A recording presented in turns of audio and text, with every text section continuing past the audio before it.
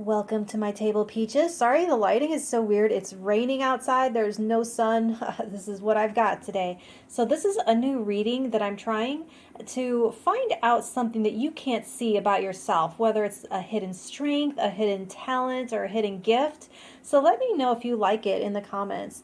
So we have stack 1, the badger, stack 2, the baby fox, stack 3, the little black cat. Go ahead and hit that subscribe on your way down to choosing your timestamp, and let's get started.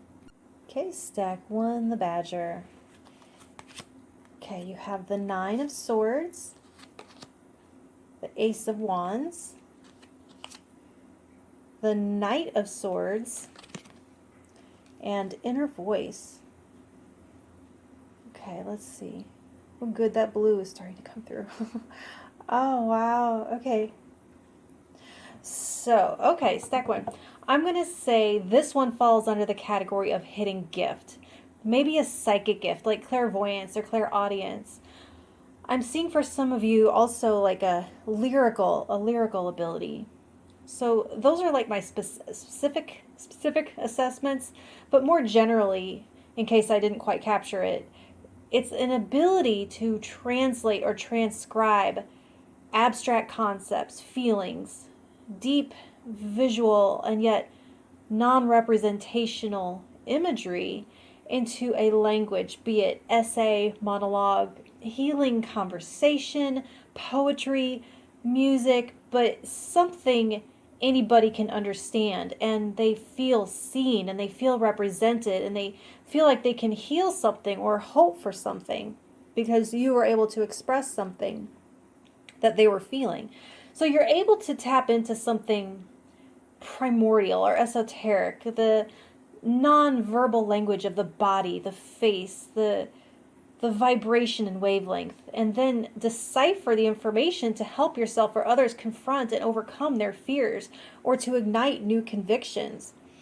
So much of healing and growth, evolution, intimacy, they involve having to communicate about our fears and our deepest desires. And one can't do that if they are swimming around nebulous blobs of enigma. So being able to help make that raw emotion accessible by naming it for the sake of processing is a priceless spiritual and healing gift. So I'm going to say you have an extraordinary way with words and that you can get anyone to get it. Probably don't use all of the many synonyms that I do, the fancy flowery language that I have so much fun with. You can probably say way more with less and just get the point across. I see you being an agent of empowerment in this world for those who might otherwise be overwhelmed by big feelings and impulses. Some of you, if that sounds like too much, I will say this. You have an uncanny ability of always knowing the exact right thing to say. So someone with a gift like this would benefit from strong energetic boundaries around yourself, and maybe in some cases a filter. So because not everyone is ready for the truth. So if some of you I see having a knack for like biting comedy or dark humor, satire. It's like that ability to say what everybody is thinking and get that cathartic laugh out. And I'm thinking like Bill Hicks or like the existential comedies like the Linklater films or the I Heart Huckabees type movies. Or even making some people uncomfortable like the Maria Bamford types. I don't know. I'm old. There's probably more newer relatable examples, but I'm rambling now, unlike you. So that's what I have for you, stack 1. And if it helped in any way, please let me know by hitting that like button, and I'll talk to you next week. Thank you. All right, stack 2, the baby fox.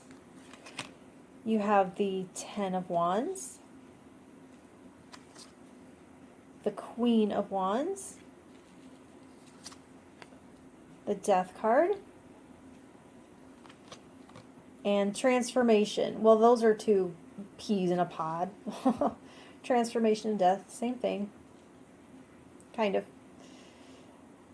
All right. So this one, I would say, falls under the category of hidden strength. Now, I don't mean this like literally, but you are being shown as kind of a shapeshifter of sorts. So I know some might have a negative word association with that, but not like in the trickster sense, but in the highly adaptable sense. So like in Taekwondo, we were expected to go from student to teacher and back again on a dime, to be gentle with kids 1 minute and then turn around and train with the ferocity of a life or death struggle. That kind of adaptability. So they're showing you not only able to do this on that micro, like moment to moment level, but also having an ability to reinvent yourself on the more macro level, like as you've moved through the different chapters of your life, kind of like Bowie or Madonna, right?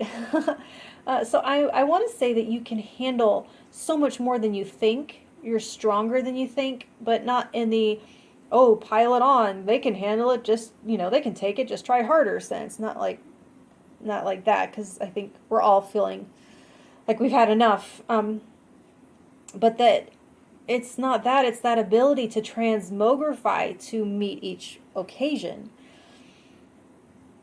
Actually, you can absolutely take on more now that I look at it again, because you don't let your yeses accumulate. You're very willing and able to turn these yeses into nos when it's called for and shed that dead weight so that you're able to always take on more and not like get clogged up and bogged down by the old. You might not have realized this is a superpower, but it totally is. This is like what the most epic spies and undercover agents are made of. And I'm not saying that you should go into that line of work, but that's kind of like sort of what this talent is showing. Maybe acting or modeling, where you have to shed your self-concept at the door and be able to be who the directors want you to be, and then put your identity back on and go home. The ability to be who any situation calls for is extraordinary. Whether we need a hero or a peacemaker or a leader or someone to bring up the rear, making sure no one gets left behind. It's like you're a Swiss Army knife of human being. One could argue that some dangerous people have this capability, but it can be a powerful strength for the light to have as well, and it can work in your favor, just dodging or navigating through our rapidly changing times. And there's a lot of people out there who just cannot adapt to change, and they will struggle mightily because change is inevitable, and all the energy they expend trying to prevent it depletes them when they could put that energy into adaptation. And that's exactly where you have a very useful and unique strength stack too. So if this helped at all, please if this helped you at all, please hit that like button, and I'll talk to you next week. Thank you. Okay, stack 3, Black Cat. You have the Queen of Cups, the 4 of Swords, the Emperor, and the 7th chakra, the crown chakra. All right. So, taking these all in together, like all as one amalgam, I'm seeing the High Priestess. I can see your keen intuitive abilities, empathic nature, and finely tuned perception. They're asking you to both protect it and to give it a seat of greater authority in your life.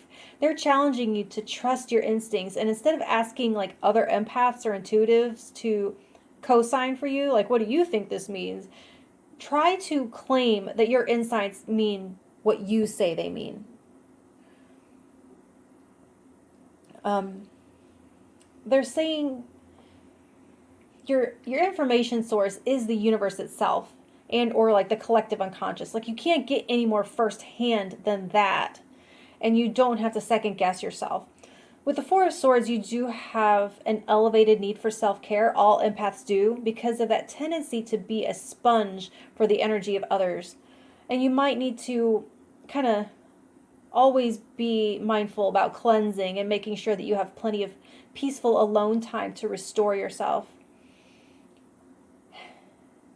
As much as you might desire to help and heal everyone, not everyone is ready to give up their safety blankets, and they might either project their negativity onto you or be insatiable for your kindness and attention and glom on because they don't want to be responsible for their own decisions and develop an unhealthy attachment or dependency to someone like you.